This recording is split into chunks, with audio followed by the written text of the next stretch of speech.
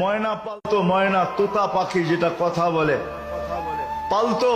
একদিন সকালে বাহির হইতেছে, ময়না বড় দামি হয়, অনেক দামি পাখি। তো বাহির হইতেছে, তো ময়না জিজ্ঞাসা করতেছে মালিক কোথায় যাবে? শিকার খেলতে যাব, শিকার জঙ্গলে। আমার ভাইদের সাথে দেখা হলে আমার একটা সালাম দিও। তো যখন জঙ্গলে ঢুকছে তো যে দেখতেছে কতগুলা ময়না ডালে বসা আছে, তো নিজের ময়নাটার সালামের কথা মনে উঠছে। তো ডাক দিয়া কইতেছে, শুনো, তোমাদের মতো একটা ময়না আমার বাড়িতেও আছে, সে তোমাদেরকে সালাম দিছে। এই কথা বলতে দেরি এই ময়নাগুলা ডালের থেকে পড়া মরতে দেরি হয় না। তার মন খারাপ হয়ে গেছে যে ওর সালামে এমন কি বিষ মিশানো ছিল যে এত দামি দামি 12-13টা ময়না মরে গেল। তো শিকার না খেলেই বাড়িতে চলে আসছে। তো ময়না জিজ্ঞাসা করছে, মালিক এত তাড়াতাড়ি ফিরলে, হাতে তো কোনো শিকার দেখি না।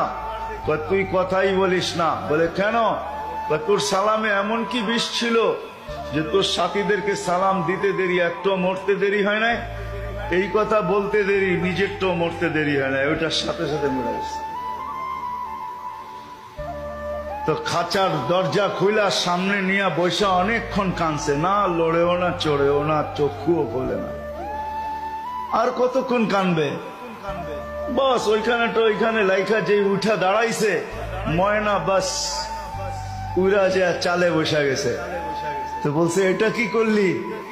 আমার বন্ধুরা আমাকে খবর দিছে, দেখ আমাদের মতো যদি বাগানে বাগানে ঘুরতে চাস তো মরার আগে একবার মরার ভান করে দেখ, তুইও আমাদের সাথে উঠতে পারবি, জঙ্গলে জঙ্গলে ঘুরতে পারবি।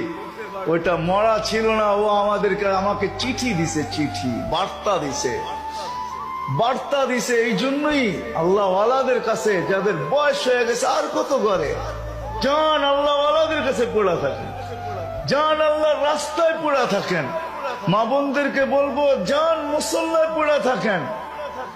ভাবেন মরার আগে মরা গেলাম, তাইলে চিরদিনের মৃত্যুর থেকে বেঁচে যাবে, জান্নাত মিলবে। জান্নাত করবো তো পাক্কা ওয়াদা? আল্লাহ আমাদেরকে আমল করার তৌফিক দান করেন।